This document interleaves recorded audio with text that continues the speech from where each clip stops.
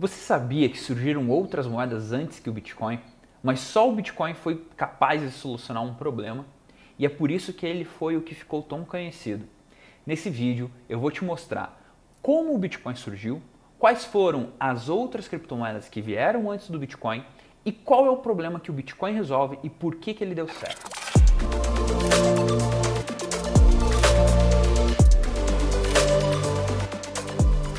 Em 2008 foi publicado o White Paper do Bitcoin.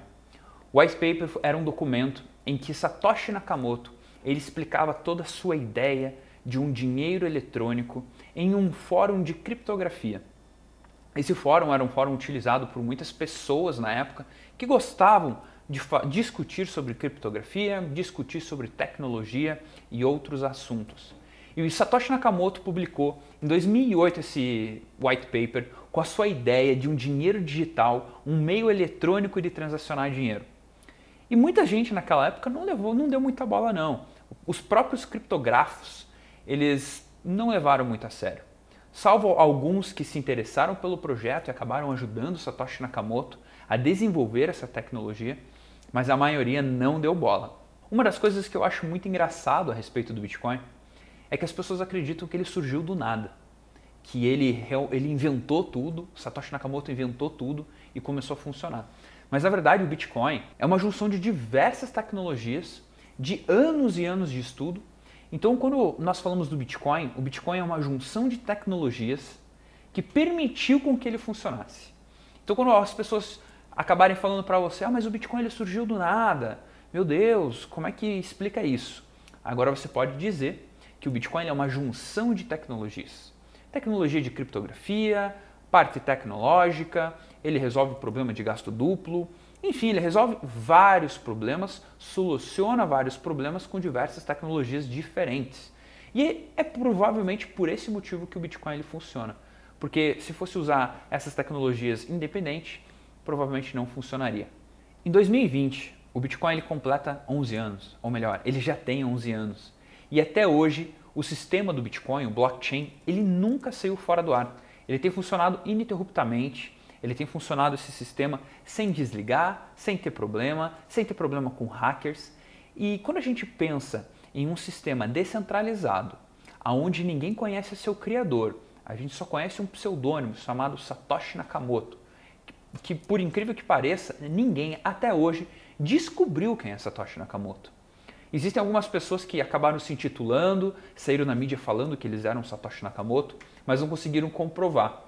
Até em 2020, aqui em 1º de abril, as mídias especializadas elas acabaram fazendo uma pegadinha com as pessoas. Elas acabaram falando que o Craig White, que é um dos caras que inventou um outro tipo de moeda digital, que eu já vou comentar para vocês quais moedas surgiram antes do Bitcoin, eles acabaram falando no dia 1º de abril que o Craig White tinha conseguido comprovar que era Satoshi Nakamoto através de algumas transações. Aí eles acabaram forjando um print do blockchain para sustentar a ideia deles e acabaram enganando muita gente. E uma confissão aqui, até eu cheguei a acreditar, porque quando eu comecei a procurar na internet e procurar nos meus sites que eu pesquiso, todos estavam falando a mesma coisa. Então eu só fui perceber isso no dia seguinte, mas foi uma bela de uma pegadinha que eles fizeram. Mas enfim, ninguém sabe quem é o criador, ninguém sabe como que ele fez tudo isso, da onde que veio essa ideia, mas o que a gente sabe que é um sistema que não parou de funcionar em todo esse tempo, desde a sua programação, de uma forma descentralizada, ajudando o sistema financeiro com transações mais rápidas, mais baratas, dando poder às pessoas a cuidarem do próprio dinheiro. Então é isso que é muito interessante, que o Bitcoin ele não precisa do seu criador, ninguém precisa saber quem é o criador, para que ele fique funcionando sem parar. E uma das coisas aqui que é muito disruptiva e é difícil da gente entender, no começo para mim foi muito difícil de entender, é como que uma moeda digital, sem nenhum governo, sem nenhum criador conhecido, sem nenhuma pessoa que cuide desse dinheiro ou uma empresa que sustente, ele consegue ficar de pé. É porque na nossa cabeça nós temos já durante muitos anos empresas, governos, bancos cuidando do nosso dinheiro. Então, quando a gente chega com uma proposta diferente, assim como o Bitcoin, de que você vai cuidar do seu próprio dinheiro através de uma moeda digital, isso é muito disruptivo e a gente não consegue conceber isso, a gente não consegue entender 100% o que isso quer dizer. E é essa mais uma das façanhas do Bitcoin e o porquê que ele é tão incrível. Eu quero comentar agora com vocês que o Bitcoin ele não é a primeira moeda digital, nem a segunda nem a terceira. Foram diversas outras tentativas e como eu mencionei antes, que ele foi uma junção de várias tecnologias e para que ele surgisse, o Bitcoin, ele acaba usando algumas dessas tecnologias que foram tentadas implementar em outras tecnologias, em outras moedas digitais. Então preste atenção que eu já vou te explicar quais são as outras moedas que vieram antes do Bitcoin, quais foram as tentativas. E se você está curtindo, não esquece de deixar seu like, se inscreve no canal e ativa o sininho, que sempre que saírem vídeos novos você vai estar sendo notificado. Mas bora lá entender o que são essas outras moedas e como assim surgiram outras moedas antes que o Bitcoin e por que o Bitcoin é tão conhecido. Eu vou citar duas criptomoedas que vieram antes do Bitcoin, na década de 90, e eu vou explicar qual o problema que o Bitcoin ele resolveu. O nome desse problema é o problema do gasto duplo.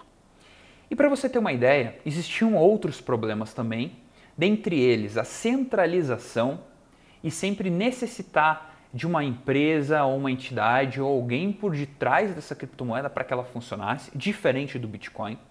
Então vamos começar pelo problema do gasto duplo. O problema do gasto duplo, imagine que você quer enviar um arquivo de Excel para uma pessoa. E você hoje, quando você vai enviar um arquivo, você simplesmente pega o arquivo que você criou, anexa num e-mail ou no WhatsApp e manda para a pessoa. E quando essa pessoa recebe esse arquivo, ela não recebe o arquivo que estava no seu computador, ela recebe uma cópia. E assim sucessivamente se ela for transmitindo essa cópia para outras pessoas. Então um único arquivo pode virar milhares de arquivos. Provavelmente até mesmo um arquivo que você tenha no seu computador que você utilize talvez não seja o original, talvez seja uma cópia de algum outro arquivo que você tinha e você foi salvando. Então quando o Bitcoin surge, ele resolve esse problema digitalmente, porque é como se quando eu fosse enviar um arquivo de Excel para uma pessoa, aquela pessoa recebesse o arquivo do meu computador e o arquivo do meu computador sumisse, passando ela a ter a única cópia. E essas outras moedas, como o DigiCash, como o WeGold, que tentaram ser criadas em 1990, elas tinham esse problema.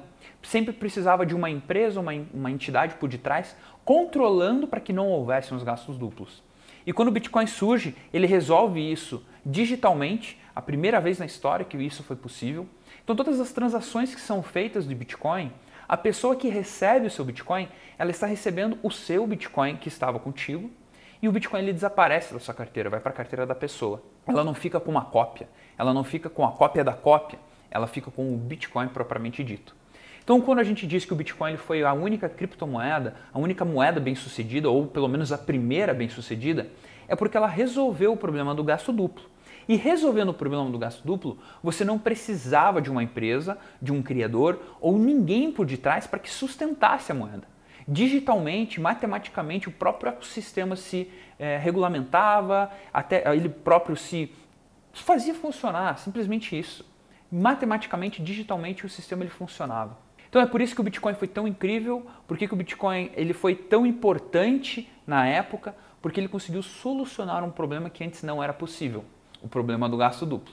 Pessoal, eu realmente espero que você esteja curtindo esse vídeo, então não esquece de se inscrever aqui no canal, ative as notificações, porque sempre que saírem vídeos novos, vocês vão ser notificados. Mas para a gente concluir aqui, eu espero que você tenha entendido que foi em 2008 que o White Paper foi publicado por Satoshi Nakamoto, que o Bitcoin é uma junção de diversas tecnologias que permite com que ele funcione. Ele também é um modelo descentralizado, é um modelo que não precisa de ninguém controlando ele, nem mesmo seu próprio criador. E até hoje, na história, ele nunca saiu fora do ar, ele nunca teve um ataque hacker que conseguiu quebrar a criptografia do blockchain. E ele também foi, não a primeira, mas a moeda que foi possível solucionar o problema do gasto duplo e por isso que ela foi tão revolucionária e por isso que ela é tão importante. Então, agora eu quero saber o que você achou do vídeo. Não esquece de deixar seus comentários no final do vídeo. Se você entendeu o que é gasto duplo, não esquece de deixar seus comentários. Um grande abraço.